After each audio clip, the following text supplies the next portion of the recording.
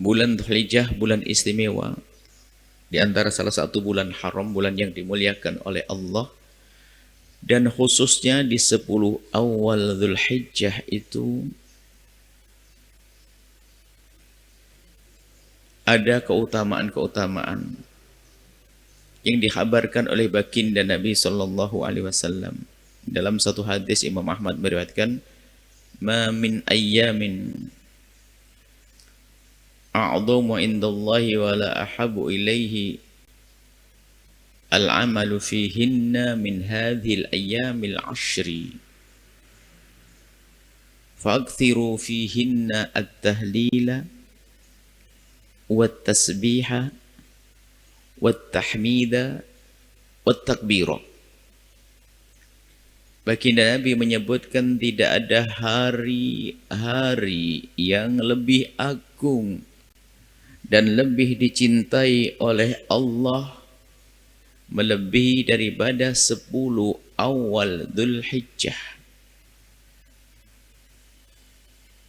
Tidak ada yang lebih bagus, lebih dicintai oleh Allah untuk al-amal fihinna, untuk beramal baik, melebihi daripada 10 awal Dzulhijjah. Maka Nabi memerintahkan, mengajarkan, fa'akthiru fihinna, perbanyaklah oleh kalian semua di 10 awal Dzulhijjah ini untuk membaca tahlil, Allahu Akbar, la ilaha illallah, kemudian baca tahmid, tasbih, baca alhamdulillah, baca subhanallah, baca takbir. Dari hadis ini para ulama menjelaskan tentang keutamaannya 10 awal Dzulhijjah. Kalau kita pernah mendengar begitu pentingnya dan agungnya malam 10 akhir bulan Ramadan, maka ketahuilah tidak ada yang bisa mengalahkan hari-hari 10 awal Dzulhijjah. Jadi 10 akhir bulan Ramadan orang berbondong-bondong, Nabi memberikan contoh agar menghidupkan malam-malam 10 akhir Ramadan. Dan betul itu keutamaan malam 10 akhir Ramadan. Akan tapi dari riwayat ini para ulama, sebagian ulama menjelaskan bahwa jika bicara tentang malam-malam istimewa adalah 10 akhir Ramadan ada malam istimewa. Tapi kalau bicara tentang hari, maka ketahuilah 10 awal Dzulhijjah adalah hari-hari istimewa. Mungkin bisa kita katakan sebanding kehebatannya. Maka dari itu bagi Anda yang sudah biasa menghidupkan 10 akhir Ramadan dengan i'tikaf, maka jangan ragu meningkatkan kualitas kebaikan di 10 awal Dzulhijjah. Dan banyak riwayat, termasuk Imam Bukhari meriwayatkan juga tentang ma min ayyamin, tidak ada hari-hari al-amalu soleh fihinna, tidak ada hari-hari untuk melakukan amal soleh, ahabbu ilallahi, lebih dicintai oleh Allah, min hadil ayyamil ashri, melebihi dari 10 awal Dzulhijjah ini. Tidak ada amal apapun. Kalau kita bersedekah di hari ini, baik. Tapi kalau sudah 10 awal Dzulhijjah, kebaikan dilipat gandakan lagi. Kebaikan apapun, amal soleh ini tidak terbatas. Kebaikan apapun. Kalau sampai baginda Nabi ditanya, kalau para sahabatnya bertanya, walal jihad, ya Rasulullah, walal jihad fisabilillah. Jihad pun tidak, jihad di hari-hari biasa tidak bisa dikalahkan oleh amal-amal di 10 awal Dzulhijjah. Iya. Walal jihad fisabilillah, jihad di jalan Allah pun masih di bawahnya. Illa rajulan, kecuali seorang kharaja binafsihi, keluar dengan dirinya, wa malihi, kecuali orang yang keluar dengan dirinya, perang dengan si dirinya, wa malihi, dengan hartanya. Walam yarji, kemudian tidak kembali, falam yarji min dzalika bi syai', lalu tidak kembali dengan apapun. Jadi ada orang berjihad itu dengan macam-macam. Ada orang yang tingkat tinggi berjihad dengan hartanya dan jiwanya.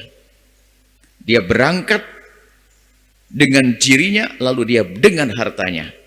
Itu tingkat tinggi. Ada orang yang berjihad dengan jiwanya saja, nggak punya duit. Ada orang di rumah tapi ngirim uang. Yang kasihan nggak berjuang. Tapi ini gambarannya, yang bisa mengalahkan keutamaannya menghidupkan 10 awal Dzulhijjah dengan kebaikan, tidak bisa dikalahkan dengan jihad di jalan Allah, Kecuali model jihadnya orang seperti ini. Orang yang jihad dengan jiwanya, dengan hartanya, dia keluar, tak tanya apa? Tidak kembali. Mati apa? Mati syahid. Hartanya juga habis. Baru itu menandingi. Maksudnya apa berita ini? Begitu besarnya keutamaannya menghidupkan, melakukan ibadah di 10 awal Dzulhijjah. Ibadah apa saja? Ya apa saja. Oh, namanya ibadah banyak.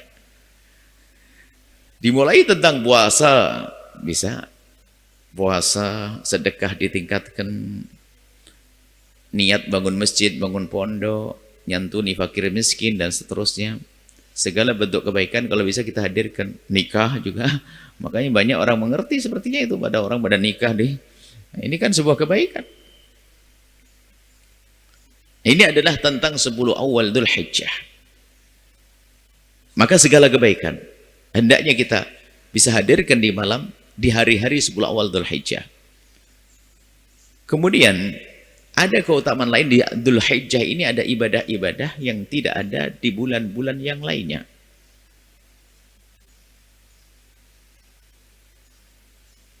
Ada ibadah yang hanya ada di Dzulhijjah ini. Di hari lain nggak ada. Puasa Ramadan, ya puasa Ramadan puasa. Tapi Senin Kemis selain Ramadan juga ada kok. Apalagi sholat ada. Sholat di mana saja ada waktu. Tapi ada ibadah yang hanya adanya di bulan Dzulhijjah. Yaitu pertama ibadah haji. Yang kedua adalah ibadah korban. Nggak ada. Di bulan Ramadan nggak ada korban. Nggak ada haji. Hanya ada di bulan Dzulhijjah ini. Khusus nanti wukuf di Arafah. Ini yang harus kita fahami tentang 10 awal Dzulhijjah. Mulai sekarang sudah berpikir yang biasa puasa tingkatkan kursusnya itu. Ibu-ibu yang punya hutang sekalian deh, niatnya bayar hutang saja. Nanti mendapatkan keutamaan yang lainnya. Bayar hutang puasa boleh 10 awal Dzulhijjah. Cuma bagi yang bisa melakukan puasa di 10 awal Dzulhijjah, jangan sampai lupa di antara hari ke-1, ke-2, ke-3, ke-4, ke-5, 6, ke-9, yang paling penting adalah hari yang ke-9, hari Arafah, yang Allah ampuni dosa yang lalu. Jadi hari Arafah itu pahalanya berlipat-lipat. Jika tanggal 1 puasa hebat, 2 hebat, 3, 4, 5, 6, 7 hebat, tapi jangan puasa pas hari Arafah bagi orang yang tidak haji. Kalau bagi orang yang haji, dalam mazhab kita Imam Syafi'i dianjurkan untuk tidak berpuasa waktu wukuf di Arafah agar lebih maksimal wukuf, karena wukuf berat. Apalagi musim panas, atas panas, bawah panas. Atas panasnya matahari, di bawah itu pasir dijemur seharian. Panas.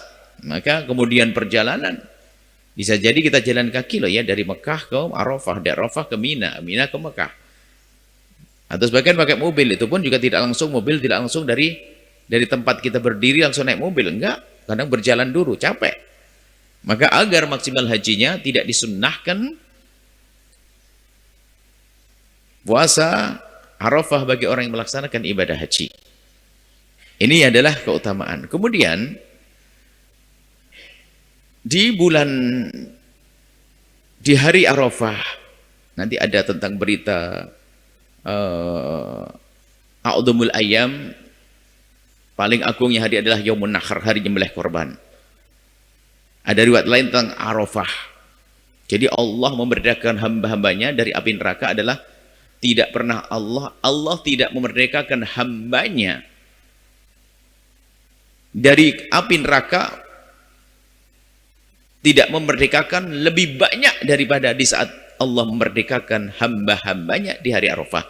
Jadi hari Arafah itu adalah hari Allah mengampuni hamba-hambanya. Sehingga bagi orang yang bisa wukuf di Arafah sana, banyak dianjurkan untuk mengadu kepada Allah dan mohon ampun. Dalam riwayat lalu diampuni. Dalam riwayat itu Allah, Nabi Sayyidina Umar, Sayyidina Nabi bercerita pada Sayyidina Umar bahwasanya telah diampuni semua yang ada di tempat ini. Makanya rindulah untuk bisa wukuf di Arafah. Amin. Ya sudah wukuf, ulang kembali wukuf nanti. Yang belum wukuf, segala wukuf nanti. Insya Allah bisa kita wukuf di Arafah. Kemudian, wukuf di Arafah, mohon ampun kepada Allah. Ada riwayat disebutkan bahwa saat itu Sayyidina Umar bertanya, ya Rasulullah, apakah ini Allah mengampuni dosanya untuk kami ini yang lagi wukuf waktu itu bersama Nabi? Ini pertanyaan cerdas. Apakah kita tok yang diampuni? Kan diampuni semuanya. Nah, Nabi mengatakan liman ja'a ba'dakum. Termasuk nanti yang datang setelahmu ila yaumil kiamah, sampai hari kiamat. Jadi wukuf di Arafah itu mengundang pengampunan Allah. Bukan orang yang bersama Nabi saja, akan tapi saat ini, hari ini, sampai hari kiamat. Kemudian di antara yang hadir ada yang punya kerinduan. Yang di rumah gimana? Kan begitu? Kok enak ini? Yang di rumah bagaimana? Kan aku punya saudara nggak bisa haji, ponakanku nggak bisa haji. Jadi ini adalah tanda cinta. Dia mendapatkan pengampunan, tapi saudaraku di rumah. Maka Nabi menghabarkan puasa Arafah akan menjadikan sebab diampuni dosanya. Maka berpuasalah. Jangan sampai Arafah nanti tidak berpuasa. Kemudian kabar, hari Arafah itu adalah hari Allah memberikan pengampunan dan memberikan kebaikan adalah untuk orang yang wukuf saja di Arafah atau yang lainnya. Yang jelas yang wukuf di Arafah. Akan tapi ulama menjelaskan tidak hanya orang yang wukuf di Arafah, akan tapi orang yang saat itu juga punya kerinduan kepada Allah Subhanahu wa taala. Cuman spesies yang Arafah ya jelas disepakati, nggak ada perbedaan dalam hal ini. Oleh sebab itu ada sebagian termasuk Sayyidina Abdullah bin Abbas itu sendiri membuat satu kegiatan di saat beliau berada di Madinah, tidak bisa atau tidak di Mekah, yang jelas. Beliau membuat satu perkumpulan di sore hari Arafah untuk mengadu kepada Allah Subhanahu wa taala. Bukan wukuf. Wukuf hanya ada di Arafah saja. Tapi sekedar berkumpul untuk berzikir, menyebut nama Allah dan melakukan kebaikan. Dan ini sah karena hadis Nabi menyebutkan tadi yang sudah kita baca pada awal majelis, tidak ada kebaikan yang lebih bagus untuk dilakukan melebihi daripada kebaikan dilakukan di 10 awal Dzulhijjah. Maka bukan sebuah kesalahan jika ada orang berkumpul di hari Arafah, khususnya sore hari Arafah, sambil nunggu buka bersama, kemudian setelah itu ada tausiah di sana, sah-sah. Dan itulah yang dilakukan di Al-Bahjah setiap tahun untuk memperbanyak tahlil, takbir, tahmid, tasbih itu. Jadi mari kita hidupkan di 10 awal Dzulhijjah dengan kebaikan-kebaikan. Sebisa kita harus sedekah dan seterusnya. Kemudian nanti ada di malam hari raya Idul Adha itu ada amalan takbir. Takbir itu kan ada dua. Yang pertama takbir mutlak, yang kedua muqayyad. Muqayyad itu takbir yang mengiringi waktu sholat. Kalau mutlak atau mursal itu adalah bebas. Dikumandangkan di pasar-pasar dan itu dianjurkan. Kalau hari raya Idul Adha itu ada dua takbir. Yang pertama takbir muqayyad, takbir yang biasa dibaca setelah sholat. Adapun mursal, takbir yang dibaca bebas di jalan-jalan dan di pasar-pasar. Cuma nanti perbedaan para ulama tentang waktunya dan tentang sighat takbirnya itu kayak apa. Kita bicara di madhab kita dulu Imam Syafi'i radhiyallahu ta'ala anhu.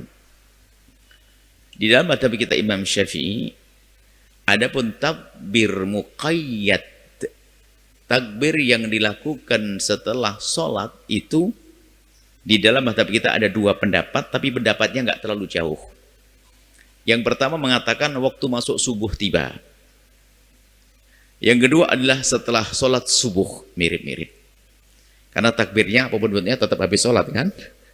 Jadi ada yang mengatakan adalah waktu subuh tiba, itulah waktunya takbir muqayyad. Takbir yang terikat dengan waktu sholat. Ada sebagian lagi mengatakan setelah sholat subuh. Ya dalam hal ini tidak ada perbedaan. Karena takbirnya setelah sholat, kalaupun waktu subuh tiba belum sholat kan tidak takbir. Seolah-olah begitu. Dan bisa saja itu jadikan alasan mengatakan tidak terlalu banyak perbedaannya. Tapi sesungguhnya ada perbedaannya. Nanti ternyata sunnah takbirnya itu bukan saja sholat fardu. Sholat sunnah pun disunnahkan bertakbir. Berarti qobliyah subuh masuk di sini. Sudahlah, nggak usah ribut. Yang penting takbir. Yang nggak repot, yang repot nggak takbiran. Jadi Anda boleh habis subuh tiba, Anda langsung setelah sholat qobliyah subuh takbiran sah. Atau kalau tidak, Anda langsung sholat qobliyah subuh setelah subuh tiba. Kemudian Anda melakukan sholat subuh, habis subuh, namanya takbir muqayyad. Takbir muqayyad. Takbir yang terikat dengan waktu. Ini pertama. Adapun mursalnya, mursal itu yang tidak terikat dengan waktu, dan itu dianjurkan diangkat syiar takbir di masjid-masjid, kemudian di pasar-pasar, di jalan-jalan. Kapan waktunya tiba? Waktunya tiba ini disamakan dengan hari raya Idul Fitri. Kalau hari raya Idul Fitri, para ulama, kebanyakan ulama dalam mazhab Imam Syafi'i mengatakan bahwa di hari raya Idul Fitri berbeda dengan hari raya Idul Adha. Hari raya Idul Fitri itu adanya mursal, takbir yang tidak terikat dengan waktu sholat. Hari raya Idul Fitri adanya takbir mursal yang tidak terikat waktu sholat, dimulai dari di saat terbitnya, terbenamnya matahari waktu hari raya, baru Anda mengundangkan takbir Allahu Akbar, Allahu Akbar, Allahu Akbar. Menurut kebanyakan ulama dalam mazhab Imam Syafi'i bahwa hari raya Idul Fitri tidak ada takbir setelah sholat. Cuma Imam Nawawi mengatakan ada. Kenapa? Kalau kita katakan ada, kan mursal itu kan bebas. Setelah sholat dan tidak setelah sholat kan tidak ada masalah. Maka dari itu, di pesantren kita ada beda. Kalau takbir hari raya Idul Adha itu dengan hari Idul Fitri beda. Kalau takbir hari raya Idul Fitri itu setelah zikir. Kalau hari raya Idul Adha kita hadirkan langsung setelah sholat. Sebab yang adanya muqayyad, yang takbir setelah sholat itu adanya di Idul Adha. Sehingga kalau hari raya Idul Adha, kita bertakbirnya setelah Assalamualaikum langsung takbir. Baru setelah takbir muqayyad, baru setelah itu berzikir. Setelah itu berdoa, setelah berdoa takbir mursal setelah itu. Baik, jadi kurang gini, sudah sederhana, tidak usah. Yang penting amalannya dulu. Nah, lalu apa yang harus kita lakukan nanti di hari raya Idul Adha? Banyak takbir, banyak tahlil. Khususnya ingat waktunya jelas. Menurut mazhab kita Imam Syafi'i, takbir mursalnya, takbir yang dikumandangkan di jalan-jalan di tempat yang bebas tidak terikat dengan waktu adalah disamakan dengan hari raya Idul Fitri, yaitu terbitnya malam hari raya. Datangnya malam hari raya itu mulai kita mengumandangkan takbir di jalan-jalan, sehingga nanti kita juga akan melakukan konvoi, disunahkan di pasar-pasar dan sebagainya. Kemudian ada pun takbir yang bebas menurut mazhab kita Imam Syafi'i, tadi kita sebutkan mulai dari subuh hari Arafah. Jadi di saat habis sahur, nah itu kurang lebihnya gitu deh, untuk puasa Arafah. Kok datang waktu subuh, itulah waktunya takbir setelah sholat tiba. Akan tapi kita beritahu madhab lain, supaya Anda itu punya wawasan bahwa menurut madhab lain seperti madhab Hambali, Ibnu Qudamah menjelaskan takbirnya yang tidak terikat dengan waktu, itu bebas. Mulai dari mulai dari awal hari bulan Dzulhijjah sudah dianjurkan. Berarti mulai dari awal Dzulhijjah sudah takbir. Anda sambil rengeng-rengeng lah, sambil jualan di pasar, sambil takbiran. Allahu Akbar, Allahu Akbar. Nah, makanya tidak usah kaget di sebuah kampung lo kok takbirnya kok dari awal Dzulhijjah. Seperti kunut. Kalau kunut dalam hari raya puasa Ramadan kan kunut menurut kita mazhab Syafi'i adalah kan setelah separuh Ramadan. Mazhab Hambali dari awal Ramadan. Anda tidak usah kaget. Ini perbedaan. Kemudian sighah takbirnya berbeda-beda. Sebagian hanya 2 kali, Allahu Akbar, Allahu Akbar. La ilaha illallah, Akbar, Allahu Akbar, Allahu Akbar 2 kali ada. Nah, lalu bagaimana dengan hadis yang disebutkan tadi bahwasanya fa'aktsiru fihinna, perbanyaklah di 10 awal Dzulhijjah itu untuk baca tasbih, tahlil, takbir dan sebagainya, itu kan sangat sesuai dengan mazhab Hambali. Tentunya sah aja mazhab Hambali yang mengadu zikir saja, wong semua amalan boleh kok. Hanya kita dalam mazhab Syafi'i harus juga jelas bahwa mazhab Syafi'i tidak. Masuknya adalah waktu subuh tiba. Subuh tiba. Subuh tiba baru nama takbir yang namanya takbir yang terikat dengan waktu sholat. Lalu bagaimana dengan hadis ini? Hadis ini takbir biasa, tahlil. Makanya dalam hadis fa'aktsiru fihinna at-tahlila wat-tahmida wat-tasbih wat-takbir, itu adalah yang selama ini Anda paham. Subhanallah, alhamdulillah, wa la ilaha illallah, Allahu akbar, itu aja. Dan madhab selain madhab Imam Ahmad adalah membaca itu, perbanyak. Makanya kalau sudah masuk 10 awal Dzulhijjah, perbanyaklah baca subhanallah, alhamdulillah, wa la ilaha illallah akbar. Lain daripada takbir tadi, takbir nanti belum waktunya.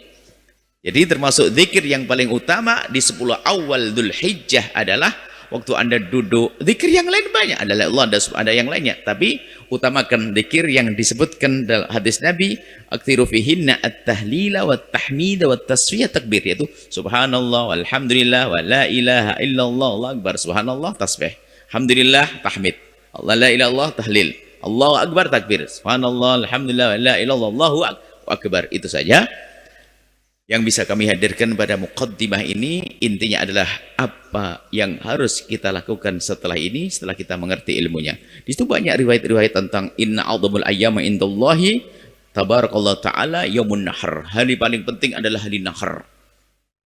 Artinya memang secara umum awal Dzulhijjah adalah istimewa. Arafah tanggal 9, sembelih korban adalah tanggal 10.